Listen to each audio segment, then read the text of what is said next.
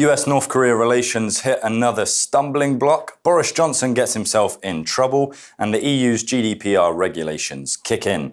To discuss all of this and the impacts they are having, we speak to Jose Ricaurte Jaen.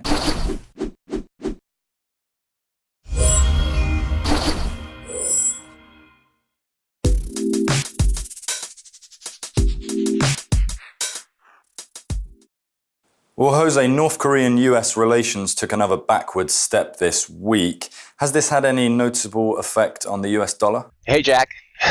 Thanks for the invite. And as you can see, we're here live from the Dubrovnik Old Town in the Republic of Croatia.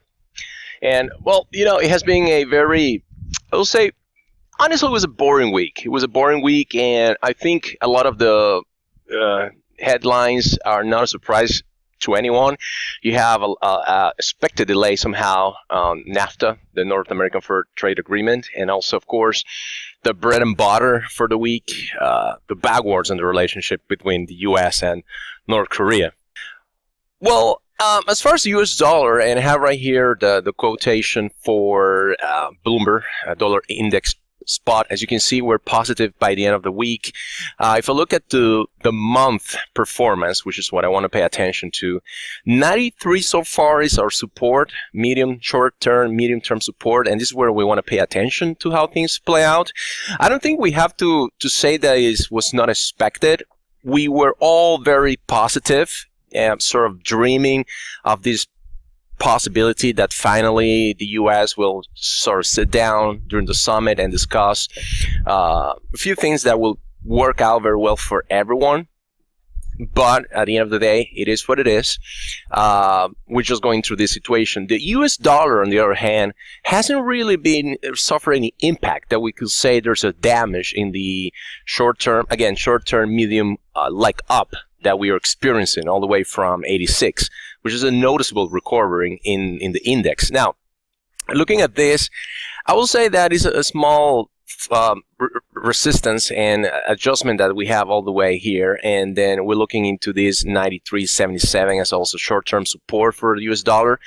I will take the opportunity just to share a few more charts with the audience, the Dukascopy TV audience.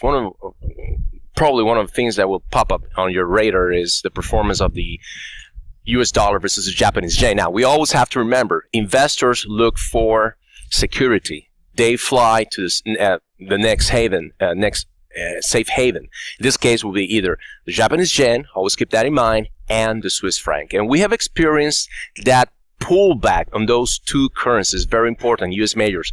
We have here a retracement all the way, we can see here in the chart, from 111.38, a high, which is, by the way, only 212 pips from the high in 2018. So you want to write that down if you are a retail trader and you want to take advantage of this opportunity. Because if the tension keeps going and we look for entries, we're probably just waiting for pullbacks in lower time frames. But in the big picture, which is always we want to have, the dollar is actually still in a one back and forth. It's like a soccer game scored 2-1. It seems that it's winning, but nevertheless, you want to pay attention to the technicals and the fundamentals, how they're shifting from month to month. Now, of course, if we just take here the bearish trend line all the way, I will say that unless we have a break, open and close above 1157, 111.80, we are still in a very dramatic bearish trend for the US dollar against the Japanese yen, and this is what we should be using as a benchmark as far as how we experience the impact. And of course, if you take a look, just to share that as well, we look at the monthly chart for the US dollar versus the Swiss franc. We have some sort of the same scenario. You have here challenging for short term the 100 exponential moving average on the monthly chart. Very important, but then again, you have all this pullback. Now, if there's a close and open continuation, well, we can easily be all the way back to trade again at 96.90 for the US dollar. Now, of course, if you take a look at other pairs or currency pairs like the British pound against the US dollar and also the euro dollar versus the US dollar, you will notice that the storyline is different. So as far as the North Korea, not a surprise. it is what it is. So hopefully they go back to the whiteboard and look forward to further discussions. And the UK Foreign Secretary Boris Johnson was caught out by Russian pranksters this week. In regards to the UK, how has the week been for the pound? And what are your thoughts overall on the sterling? Pranksters, that was really cool. I'm going to say that is a little bit disturbing, but we cannot deny that one was funny. That one was funny. But what I'm looking at, I'm just going to adjust my screen here so we can see. Let's just put it here. Move here this for everyone to see it. I'm looking long opportunities in the pound. My perspective, overall thought on the sterling is that they needed to be.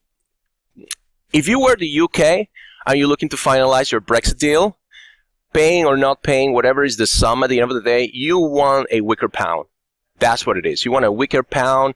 You want to be more flexible, look approachable from the standpoint of business, especially in the financial sector. So you want a weaker pound to secure the support of different financial institutions in the long term. Now, we got out of the equation the rate hike. It's not 100% out of the equation, but it's actually something that Mark Carney, the head of the Bank of England, is actually fighting for. But we need the data. We're missing that data. Is there no data? What can you do? So we had a couple missed hit and runs in the last two weeks. Missed CPI. The GDP was another situation, and everything is because a lot of economists, they underestimated Brexit and how easy that divorce bill will actually work out. So I'm sure in the medium term, long term, I am fully committed to buy pounds. If it's about, if I were to decide where are we going, I would love to see the pound going all the way back, all the way to this range here, the 126, the 61.8% reversal Fibonacci, and I will be buying and loading the boat near 130 and below 130, looking in the long term for a dollar depreciation, and that will take us back in the next 2 years back to 157 on the pound against the US dollar. Finally, GDPR came into effect today. How do you expect this to affect business in the Eurozone? And overall, do you think it's good news? Well, yeah, final words on the General Data Protection Regulation, so the audience understand. There's so much going on right now. You call it from Facebook, I will say even Google and Amazon. Data protection, it matters. I think we only have good news when finally we're getting a little bit of power. The consumers are receiving a little bit of power, control of their privacy, and it seems that companies are paying attention. So I will say it's good news. I like it. I'm just exhausted of the several emails I'm getting on the matter. But nevertheless, the future looks bright. And I think we have to embrace these changes and the opportunity as far as how we conduct the management of our data. Privacy matters. Thank you, Jack. And, well, have a good weekend. And same for the audience of Dukascopy TV. Thanks. Well, a big thanks to Jose, and thank you for watching. If you like this interview and would like to find out more, be sure to head over to dukascopy.tv.